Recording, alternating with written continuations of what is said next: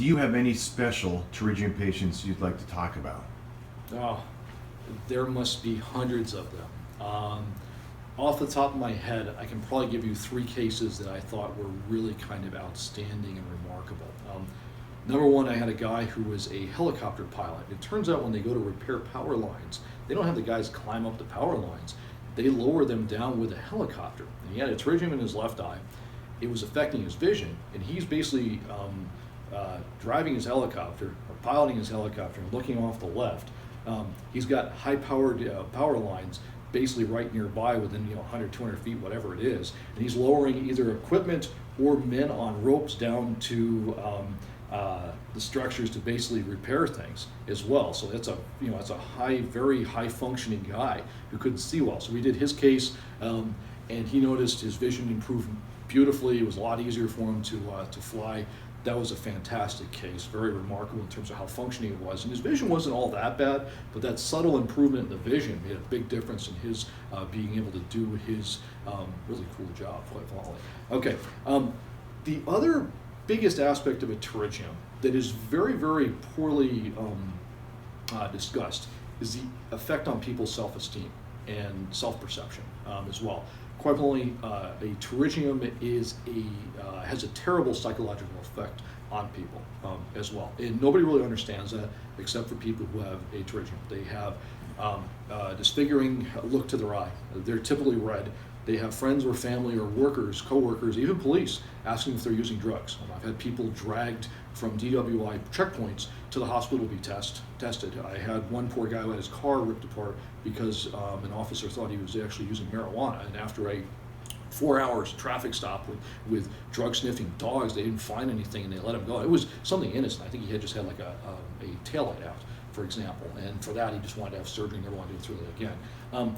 I did have a lady drive from the Bay Area, I think it was about a 5 or 6 hour drive down, had her case done, and for her, she sent me this text message about a year out, and she said to the effect of, "This is my 11th month since surgery. I just wanted to thank you. I spent most of my adult life never looking people in the eye. The pterygium negatively affected my self-esteem." And for her to have this powerful impact, improvement in her quality of life and also her self-esteem, and to send me this about a year later, that's really powerful. And I will add to one final case. I had a young man, college age, 20, 21 or so, who was taken care of through a major university down in Los Angeles. And he had a bad pterygium. It was affecting his vision. It was very disfiguring. His eye was red as can be, and quite a handsome guy, but he just had this disfiguring mass on his eye.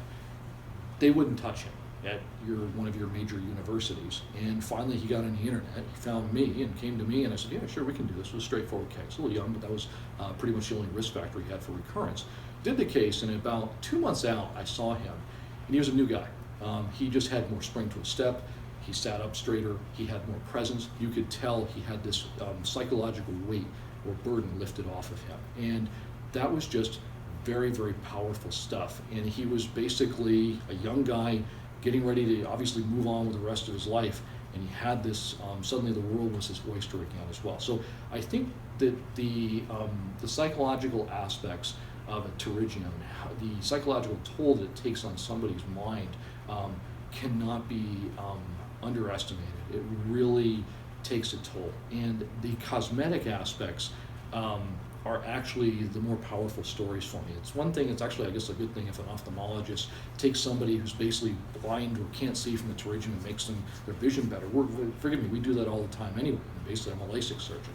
It's great, like I said, it never gets old, but at the same point, the psychological aspects of the pterygium and taking a disfigured red eye, which is irritated and such, giving them a normal look, the normal circular look to the eye, you make the eye white and quiet again.